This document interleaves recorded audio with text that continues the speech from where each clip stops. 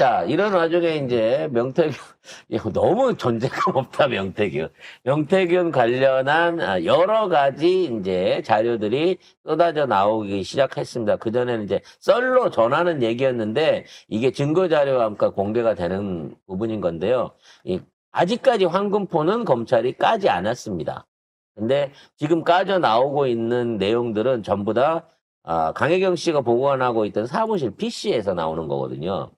근데 사무실 PC를 작년에 검찰에다가 줬잖아요. 그랬다가 이거를 회수를 받아가지고 이걸 그냥 바로 뉴스타파에 컴퓨터처럼 던져줬대. 그래서 뉴스타파가 확인을 해봤더니 그 안에 카톡, 사진, 뭐 음성 파일 요런 걸로 해갖고 70기가가 있었답니다. 70기가. 그러니까 이게 모바일에서 채취된 걸로 70기가가 있었다고 치면 70기가면 고화질 야동이 거의 30편 가까운 어마어마한 규모거든요. 2시간 반짜리 야동이. 그러니까 이걸 사진이나 음성 파일로 제한해갖고 이걸 건수로 따진다고 치면 이거는 뭐 수만 건에 가까울 만큼 엄청난 내용이 사실상 이미 여기 들어온 거예요. 그리고 중요한 건 뭐다? 황금폰에는 온갖 잡동사니가 다 있는 원본이지만 이 PC 안에 있는 거는 명태균이가 골라가지고 뽑아놓은 엑기스본들이 이 PC 안에 있는 거란 말입니다. 그래서 이 PC만 둘러보면 일단 기본적인 뭐랄까, 뭐라 그러지? 차림표. 기본 메뉴는 웬만큼은 제목을 다 볼 수 있다는 거죠. 그래서 이것들이 터져 나오기 시작하면 검찰은 아직까지 안 까고 있는 이 황금폰에 대한 가치가 뚝 떨어질 것이기 때문에 양쪽에서 폭로전이 확대될 걸로 보입니다.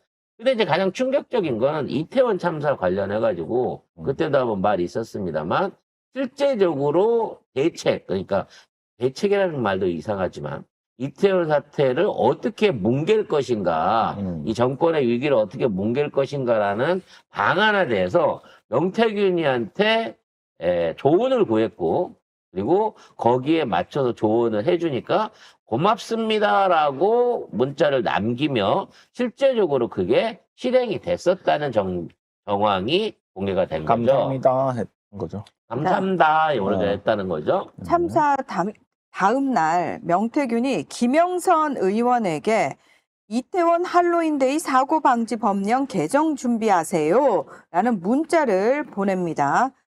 자, 그래서 11월 4일 날 김영선 의원이 재난관리법 개정안을 국회에 제출하는데 이유가 그거예요. 최근 이태원에서 발생한 참사는 주체자가 없는 경우에도 안전관리가 필요하나 관련 규정 또는 매뉴얼이 미비하여 발생하였음.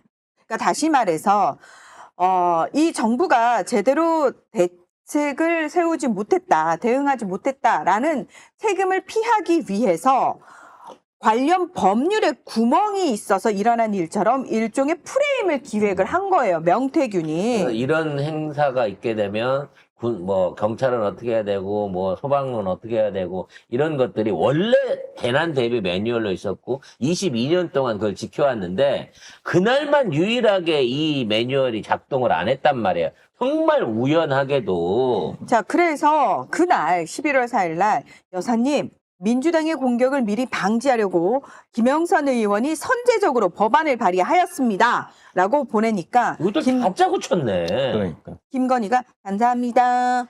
라고 답을 보냅니다. 그리고 진상조사위원회 꾸린다고 하고 진해 쪽에서 뭉갤 만한 사람 세워가지고 그런 방식으로 헤쳐나가십시오.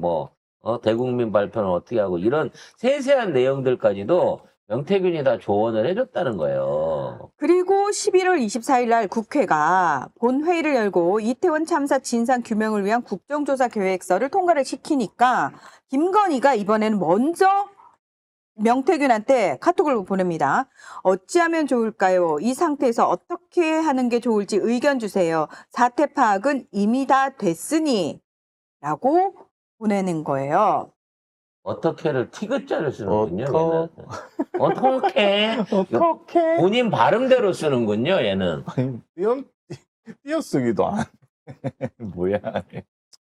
그래서 그러니까 왜 민간인한테 이걸 잠깐만. 민간인들끼리 민간인들끼리 왜 니들은 국정과 관련해서 어떤 권한도 없는 애들 둘이 왜 이런 얘기를 하죠? 국정농단을 문제는 하고 있습니다. 지네들끼리 이렇게 방담하고 대화를 나눈 게 아니라 거기 있는 구체적인 이 정치권의 국회의원들을 비롯한 인사들, 조직표들 그리고 관련된 법안들이 전부 다 제안이 됐었고 그게 그대로 일어났다는 거예요. 그래서 뭐 명태균이 국정조사위원으로 어쩌고저쩌고 해가지고 배현진, 송원석, 점정식 뭐 이런 사람들이 가야 된다. 이렇게까지 얘기를 하고 있는 거죠. 이렇게 하면은 이제 윤석열한테 들어가서 윤석열이 국짐한테 하면은 이렇게 된다 이 말이잖아요. 그러니까. 그리고 국정조사 대상 기관에 국정상황실이나 위기관리센터를 왜 집어넣어줬냐. 유호영이 이건 잘못한 것 같다. 거기는 빼고 갔어야 된다. 라고 하는 얘기까지 해줬다는 거지. 결과적으로 원내대표도 사실상 마음대로 주물르거나 영향력을 미칠 수 있는 힘이 명태균과 김건희한테는 있었다는 거고, 정점식, 배현진, 송원석이는 모르겠어요. 명태균이 짚어준 사람이기도 하지만 아마 김건희가 잘 부릴 수 있는 사람 중에서 이걸 꽂아줬을 거라는 거지.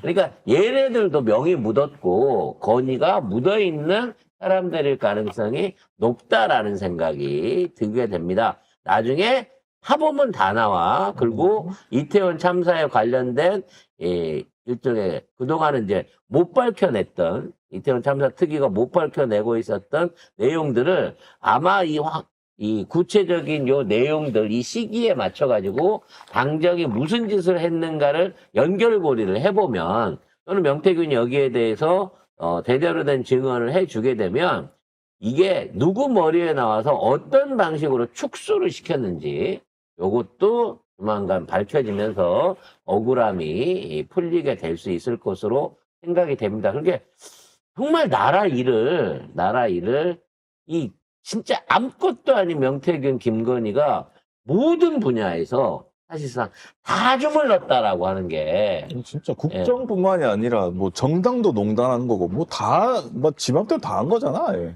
이 정도면 이런 인간이 어딨어. 김건희가 과로사 안 한 게 용할 정도예요. 거기에도 이벤트까지 다 받고 밤에는 또 같이 새벽에까지 또 문자 찍어야 되고 그러니까 낮에 빌빌거릴 수밖에 없었던. 개 산책도 시켜줘야 되고 뭐 진짜 장난 아니네. 그럼 사실 제일 힘들었던 사람은 김성훈이겠는데? 김건희는 낮에 잠이라도 자지. 김성훈은 잠도 못 자잖아. 근무해야 되니까. 아니, 뭐 이벤트도 준비해야 되고 방 할 게 밖에서 많아. 있으니까. 할 게 많아요. 아무튼 니들 참 힘들게 살았다. 이제는 그러지 말고 편안하게 한가하게 그래서 콩밥 먹으면서 콩알이나 세면서 그러고 지내기를 바랄게요. 그 노고를 치하하여 영연백 하나에 같이 넣어주겠다는 거 아니겠습니까? 뭐 자, 뭐 그것보다 약간 속보가 나온 거 있는데 윤 지지자가 곤봉으로 경찰 버스를 파손했다고 합니다. 승부 못 한다면서. 아니, 그 못하는 사람은 알겠고요. 뭐 파손한 놈은 잡아갖고 처벌하고 기물 파손한 물어내야지. 배상 찾아내세요. 이것도 그냥 봐주고 보내면 아니 뭐 경찰 모질이지. 이재명 대표한테 승복하라더니 여기 누구야? 여기 윤석열 측 변호인들은 승복 얘기는 없습니다. 얘들은 그런 인간들이 아니야. 그래놓고 우리한테 승복하라 그런다. 진짜 이것들은 진짜 어떻게 해야 돼 진짜.